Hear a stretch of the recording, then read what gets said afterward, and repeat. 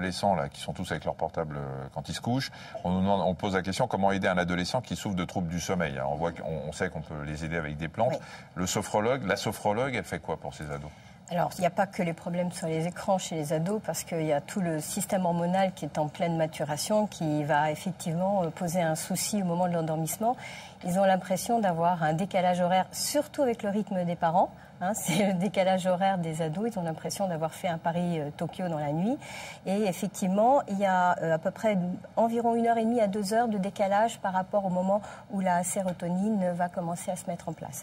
Alors ça, il faut en être conscient et les aider à préparer le sommeil. Alors, à l'inverse de la tisane qu'on doit prendre à 1 heure fatidique pour ne pas être ennuyé le reste de la nuit. La préparation au sommeil, elle se fait dans la journée, surtout chez l'adolescent. Il faut qu'il se prépare à s'endormir parce que sinon, il va déjà penser à tout ce qu'il va faire après les devoirs qu'il aura peut-être fait d'ailleurs.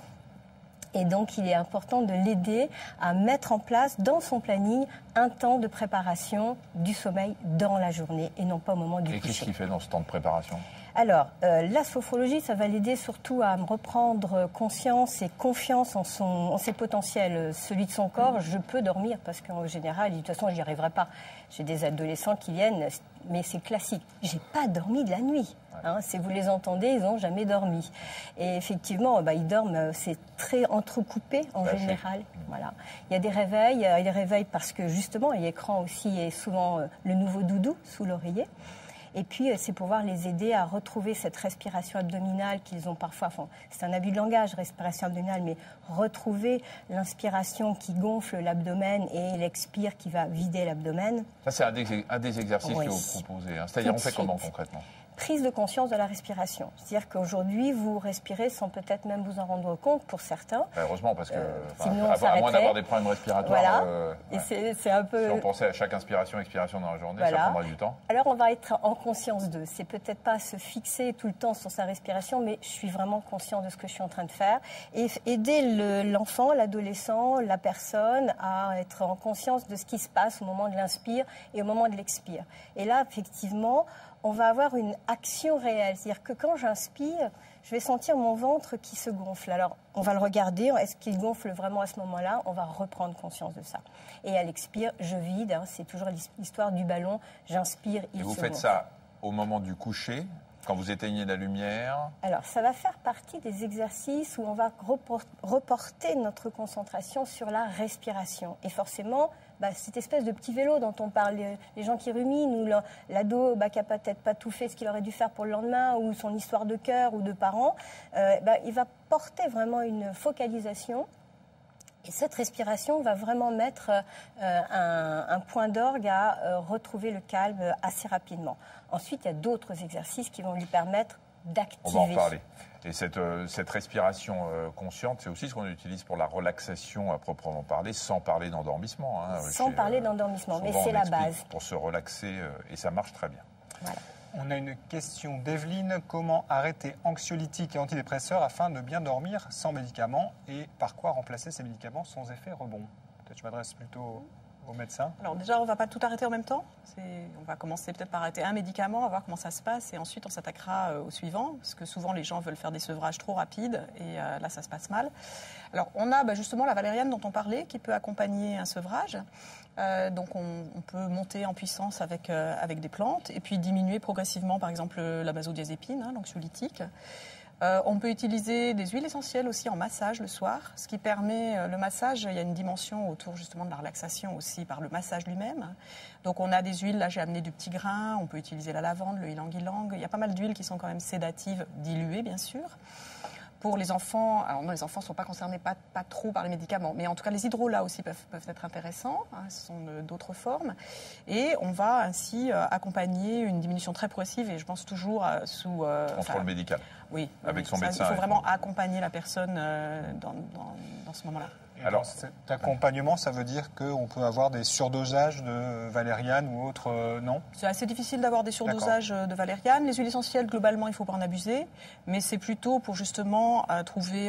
Après, on a un certain nombre de plantes. Donc, on peut, si une ne fonctionne pas de manière attendue, on peut en essayer d'autres. Et on peut comme ça adapter au mieux Isabelle, on a parlé des adolescents, mais les personnes, justement, ce public qui est addict aux somnifères et qui en prend depuis des années, alors qu'on rappelle que normalement les somnifères, on doit le prendre très peu. D'ailleurs, les médecins ne doivent pas faire des ordonnances renouvelées sans arrêt et les pharmaciens ne doivent pas délivrer ces benzodiazépines. Ces gens-là viennent vous voir aussi en cours de sevrage parce qu'ils sont angoissés à l'idée.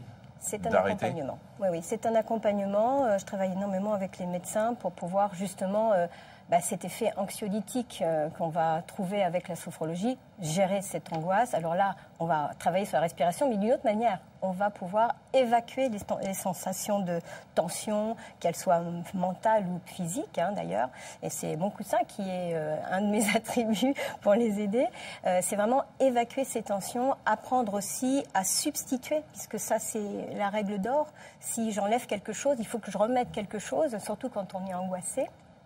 Eh bien, plutôt que de faire venir des choses non agréables, on va essayer de trouver tout le substitut positif. Et les plumes, là, vous avez une plume sur le coussin. On n'est pas obligé d'avoir cette déco, forcément. Non, c'est personnel.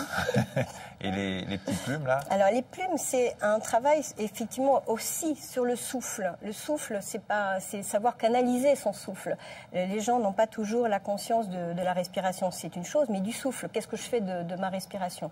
Donc, souffler, c'est aussi prendre conscience et poser son attention sur quelque chose. Là, la plume est je dirais l'appui, mais c'est vraiment utiliser cette plume pour pouvoir se déplacer, même dans une pièce, souffler et se déplacer, gérer son déplacement physique et mental avec la respiration. Et avec le coussin, vous faites quel type d'exercice? On fait pareil. On souffle. Vous le soufflez très fort. Alors, le coussin, c'est vraiment plus physique là pour le coup, et c'était une manière de matérialiser comment se débarrasser des tensions physiques et mentales. Et alors souvent sur le jeune public, quand on dit à quelqu'un débarrasse-toi de tes tensions, on ne sait même pas ce qu'elles sont ces tensions, donc débarrasse-toi de ce qui vient, on inspire et on va souffler très fort en balançant le coussin, ce qui fait beaucoup rire les gens en général. Et du coup, cette notion de tension, d'angoisse, de colère disparaît, ne serait-ce que par le rire. Ça aussi, c'est très important parce que finalement, on concrétise les tensions qui prennent la forme du coussin, quoi. Voilà. Enfin, on peut faire n'importe quoi d'ailleurs. On peut prendre une balle, n'importe quoi. Oui, alors il faut éviter le côté agressif de la chose. C'est vraiment je me débarrasse. Le but, c'est vraiment de se débarrasser et non pas d'évacuer en flanquant tout par terre. C'est pas, vous n'allez pas descendre. Des verres. Voilà. Un plateau avec des verres, j'aime pas balancer.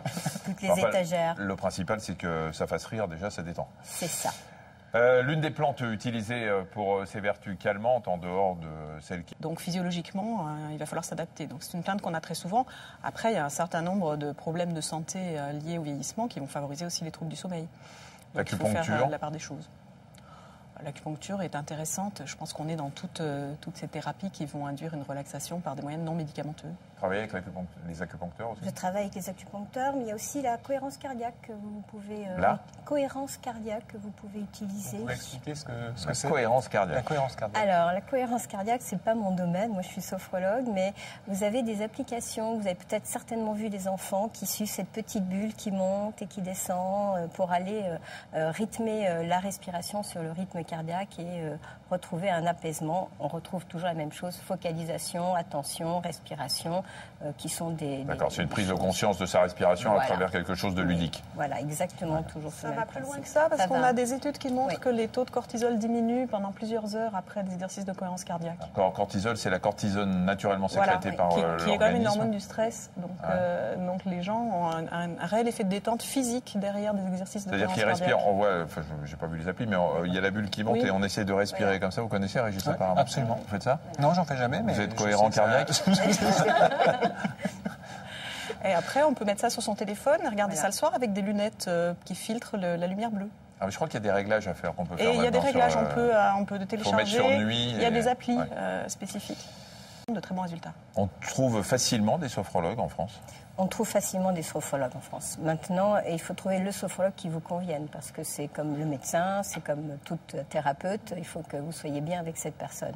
Après, chaque sophrologue peut avoir aussi des spécialités, le sommeil, l'enfant, les problèmes, le sport, voilà. Donc, pour ces problèmes de sommeil, si je vais voir un sophrologue, je m'engage sur plusieurs séances ou 2-3 suffisent avec effectivement l'apprentissage d'exercices? Vous avez 4-5 ans de forfait.